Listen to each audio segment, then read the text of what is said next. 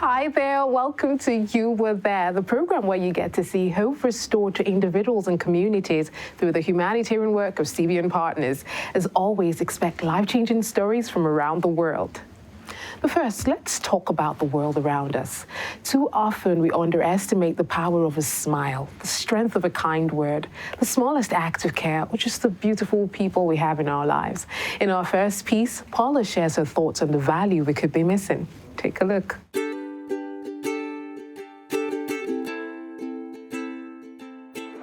One of my biggest blessings in life would be people.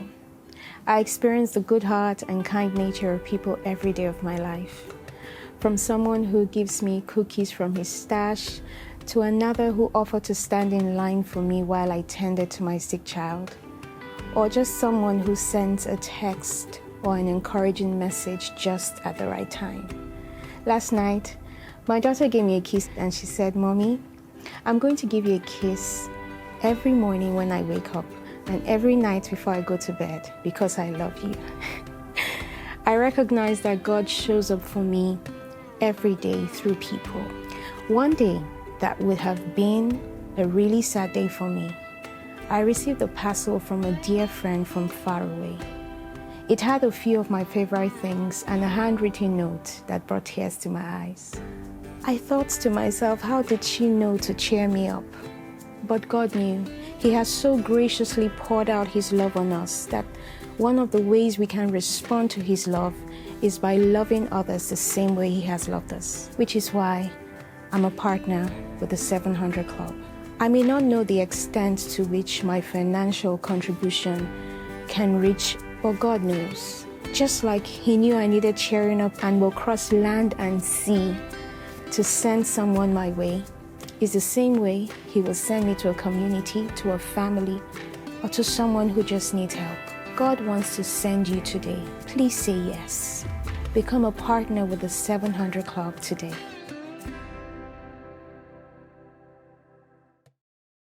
Thank you for that beautiful story, Paula. Indeed, we're here on Earth, not just for ourselves, but for one another.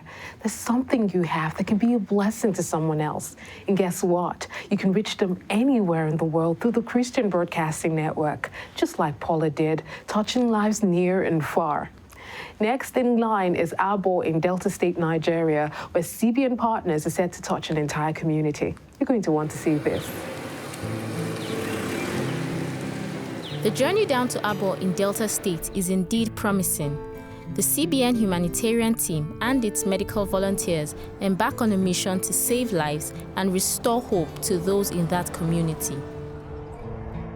It's meant because they had no money for surgery, but the pain only got worse. When she got here, her daughter was scheduled for surgery. Now I thank God. Medical missions in time past. She shows up with her daughter who is suffering from hernia and is scheduled. After hearing about the medical mission, Mercy sets out to Abo, hoping to get a solution to her problem. The team wastes no time in carrying out a surgery on her, and shortly after, Mercy is on her way to full recovery. I'm recovering very fast. As in, I can move around. Everything just took place very speedily. When Ugochukwu's son was sick with a serious pain in the groin, he took the boy to a hospital in the city not too far away. The doctor confirmed his hernia and I referred us to another hospital. I didn't bother myself to go because I know money will involve and I cannot raise that money this year. That is why I decided to leave it for next year before this opportunity came. Paul's son too had a similar experience as Uwa's son. I actually came here with my son for a hernia operation. And thank God the operation has been done successfully. Just like Gloria's daughter, several other people are being attended to and are all on their way to recovery, thanks to CBN and their partners. A few of them share their gratitude with us. I'm thanking the Operation Blessing for the free medication. May God continue to bless them. I appreciate Operation Blessings because they did wonderful work on me. I thank them. God will bless them, double blessing. Amazing. Now the people of Abo have a new story to tell. Once I was sick, but now I am healthy and well. Thank you, dear partners, for bringing health to the remotest communities. Thank you for giving them a new lease of life. God bless you. What do you do when things around you take a downward turn? The woman in our next story had lost all hope until the most incredible thing happened. Let's find out what that is, shall we?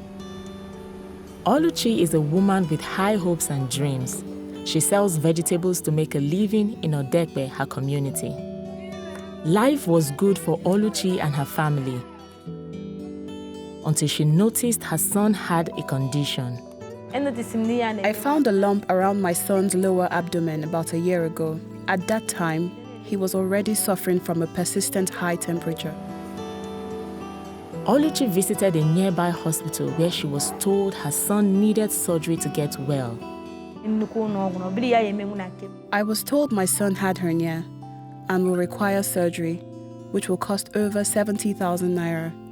Since we didn't have the money, my mom decided that she would take a loan from her cooperative at the end of the year. 2-year-old David was always in pain. His temperature was always high and Oluchi could not help her son. Whenever my son's temperature becomes high, I can't go to the market to sell or do anything. I have to stay at home to look after him. Just a week ago, the symptoms became worse, to the extent that he was unable to eat anything. I was so afraid that I took him to a nearby chemist for a temporal solution, but I was advised to take him to a hospital. Oluchi's business began to suffer. This made it difficult for her to save for her son's surgery.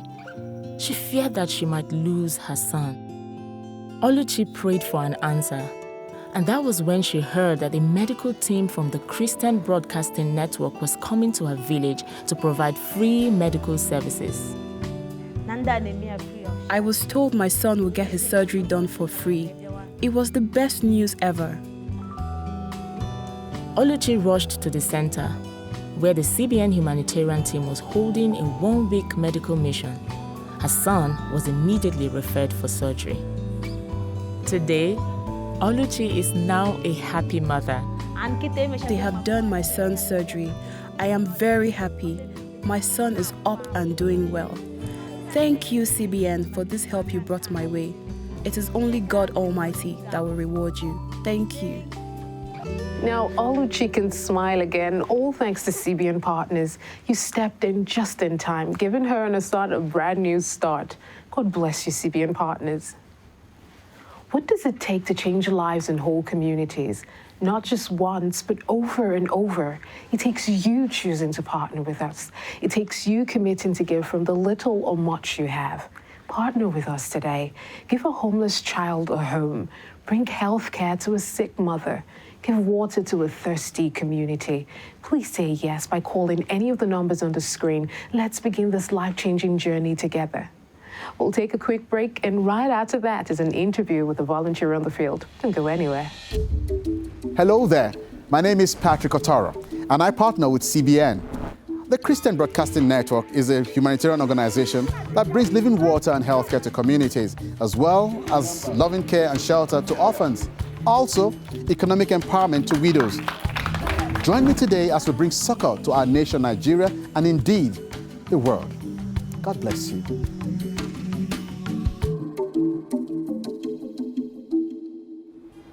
Hello, and thank you for joining us on our interview segment. This is the platform where we get the chance to talk to everyday people who are helping us do all the great work you see on the field. And today in the house, we have Dr. Ugochukwu, an optometrist. He's very passionate about his job, and so he's here to give us all the gist of his experiences on the field. Welcome, Doctor. Thank you very much. Good to have you here. Thank you. You. Let's start off with the eye care. I know that eye care is one of the things most of us take for granted. We don't check our eyes, we don't do nothing. So why do you think it's important that we take eye care more seriously? The eye, is the window of the body. And that's the sense organ for light perception. So if one doesn't take care of his eyes or his or her eyes, that person is highly disadvantaged. So the person cannot see what is happening around him or her. So the eye should be taken seriously by everybody. So, well, what would you suggest is okay, to check your eyes? Like 3 months, 2 months? How do you do that? Well, regular eye check can be once in a year, depending on availability and the need. But if there is any problem with one's eye, the person should immediately visit the eye clinic and check the eye.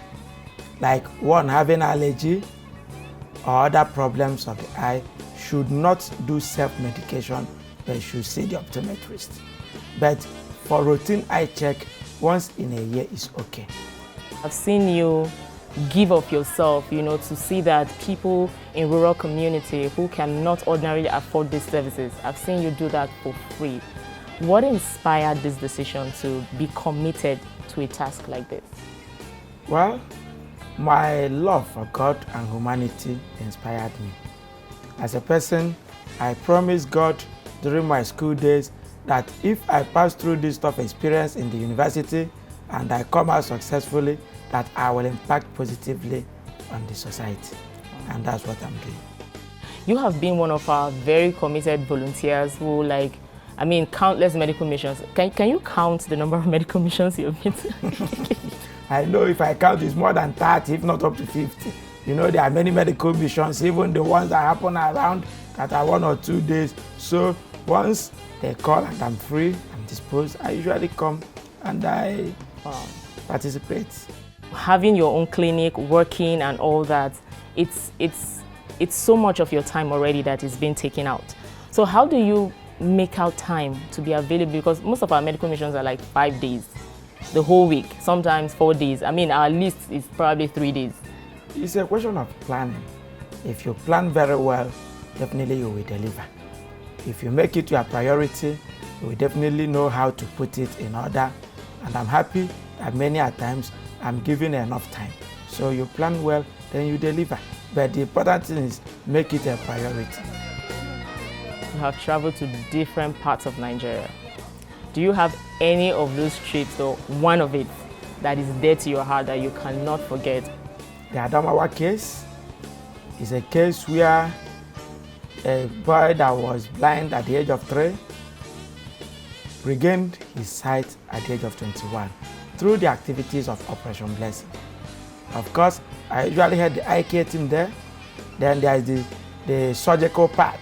So the optometric sector, we identified the cataract case and the child was sent to the theater and there was a fantastic cataract extraction and he started seeing.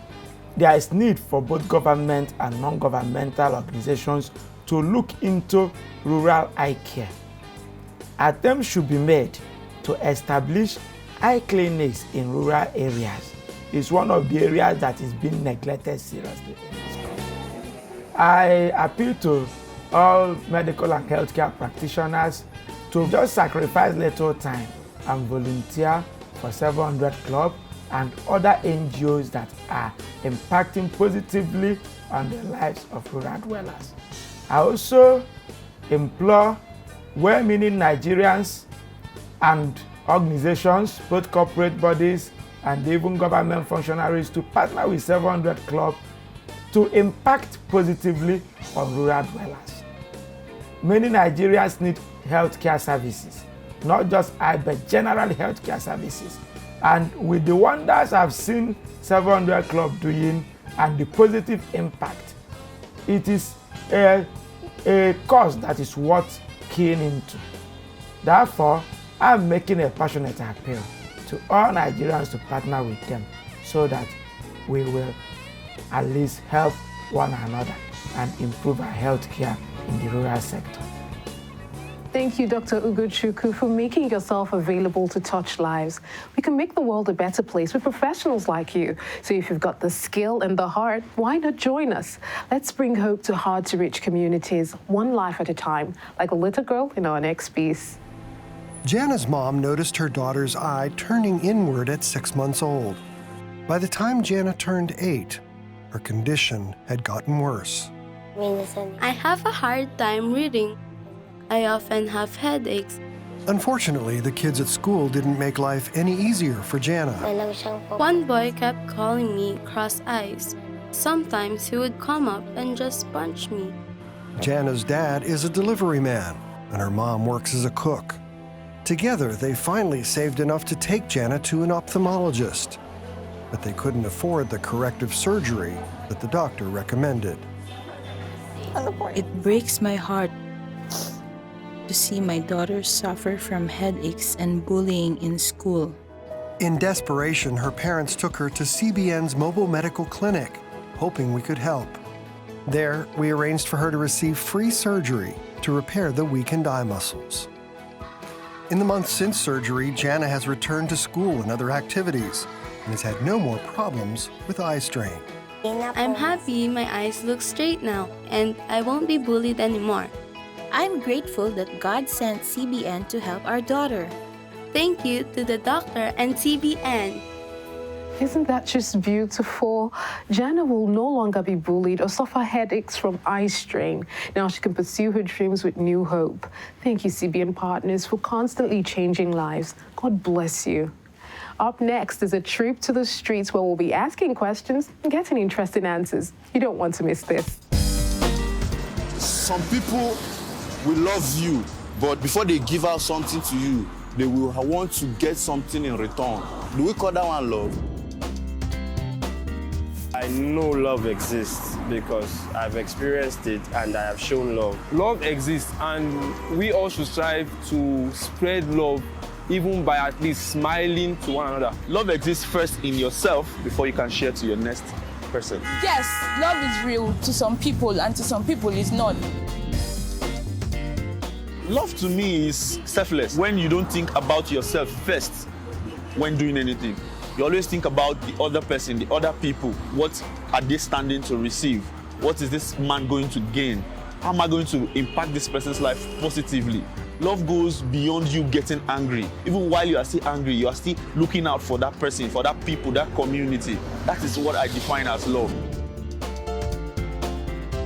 I was in the hostel, and all of a sudden my body was shaking, and I didn't know what was happening because I was sleeping. Then my roommate all of a sudden just came up and she was like, just touched my body, and my temperature was really high, and she was like, she had to call the other people in the hostel, like, Favor is sick, Favor is sick.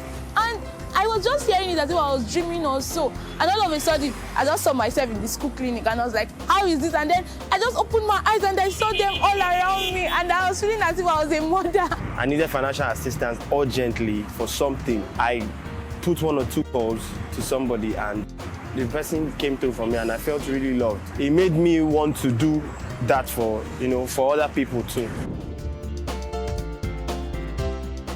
When I was in Maiduguri, we were attacked. Luckily for us, we had a chopper coming, and the chopper was already filled.